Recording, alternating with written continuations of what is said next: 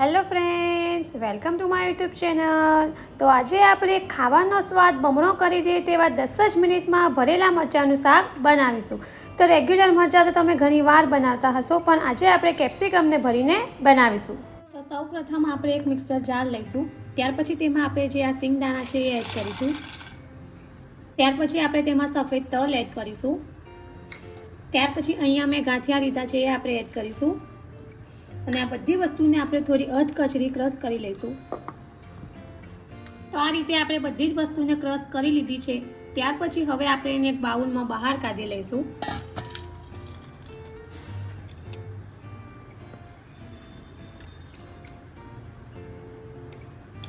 હવે આપણે તેમાં મસાલા કરીશું.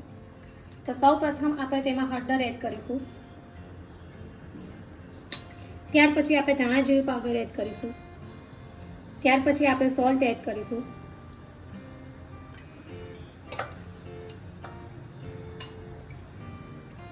ત્યાર પછી આપણે થોડો ગરમ મસાલો એડ કરીશું.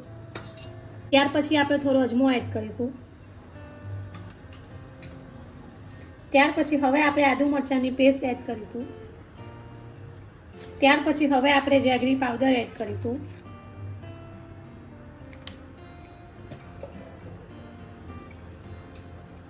ત્યાર પછી હવે આપણે થોડો લીંબુનો રસ એડ કરીશું.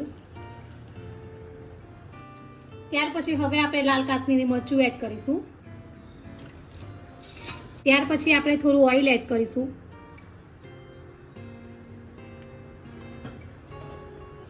અને લાસ્ટમાં હવે આપણે થોડી કોથમીર એડ કરીશું. અને આ બધી વસ્તુને આપણે એકદમ સરસ રીતે મિક્સ કરી લઈશું.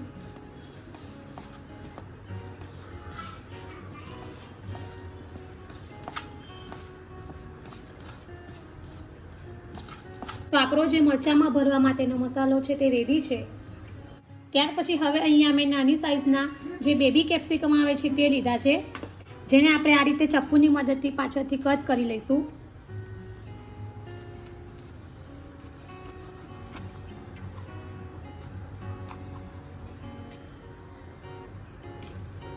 તો આ જ રીતે બીજા કેપ્સિકમમાં પણ આપણે કાપા કરી લઈશું. તો આ રીતે આપણે બધા જ કેપ્સિકમને કટ કરી લીધા છે. ત્યાર પછી હવે આપણે જે મસાલો બનાવ્યો છે તે આપણે ભરી લઈશું. તો આ રીતે થોડો થોડો મસાલો આપણે સ્ટફ કરી લઈશું.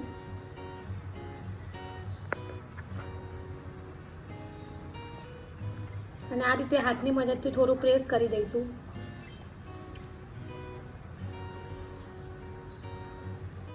બીજા બધા કેપ્સિકમમાં પણ આપણે આ જ રીતે મસાલાને ભરી દઈશું. મેં બધા જ કેપ્સિકમ મરચાંને મસાલાથી ભરી દીધા છે. ત્યાર પછી હવે આપણે એને કઢાઈમાં સાંતળી લઈશું. તો એના માટે મેં ગેસ ઉપર એક કઢાઈ લીધી છે, જેમાં 1 થી 2 ચમચી ઓઇલ લીધું છે. અને મરચાં આપણે છૂટા છૂટા જ ગોઠવવાના છે.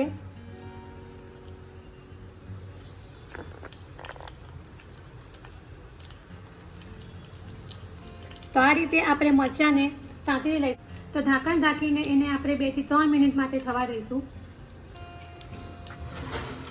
તો લગભગ 2 મિનિટ પછી જોઈએ તો આપણા જે મરચાં છે તે એક બાજુ થોડા શેકાઈ ગયા છે. ત્યાર પછી હવે આપણે એને બીજી બાજુ ફેરવીને પણ શેકી લઈશું.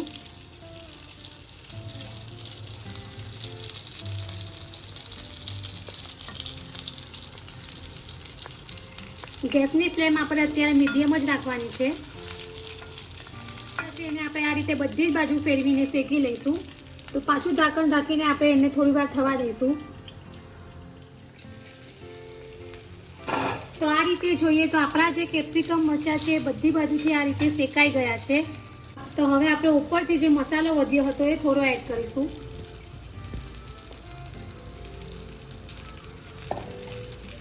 અને લગભગ 1 થી 2 મિનિટ જેવું આપણે ઢાંકણ ઢાંકીને થોડું થવા દઈશું.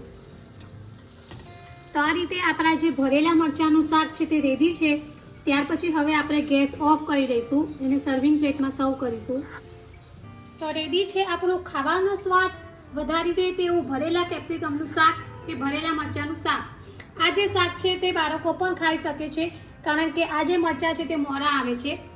તો ફ્રેન્ડ્સ, તમે રેગ્યુલર મરચાંનું શાક તો ઘણી વાર બનાવતા હશો, પણ જો આ રીતે કેપ્સિકમ મરચાંનું શાક ક્યારેય ટ્રાય ન કર્યું હોય તો એકવાર જરૂરથી ટ્રાય કરજો. અને આ જે શાક છે તેને તમે દાલ રાઈસ સાથે પણ ખાઈ શકો છો, રોટલી છે, પરાઠા છે કે પૂરી સાથે પણ ખૂબ જ સરસ લાગે છે. તો એકવાર જરૂરથી ટ્રાય કરજો આ રેસીપી અને કમેન્ટ બોક્સમાં મને જણાવજો કે તમને મારી આ રેસીપી કેવી લાગી છે. જો તમને મારી આ ભરેલા શાકના મરચાંની રેસીપી પસંદ આવી હોય તો મારી ચેનલને લાઈક અને શેર જરૂરથી કરજો અને આવી જ બીજી નવી રેસીપીઓ જાણવા માટે મારી ચેનલને સબસ્ક્રાઈબ કરવાનું ભૂલતા નહીં. તો ફરી પાછા આવા જ નવા વિડીયો સાથે મળીશું. ત્યાં સુધી bye bye and thank you for watching my video.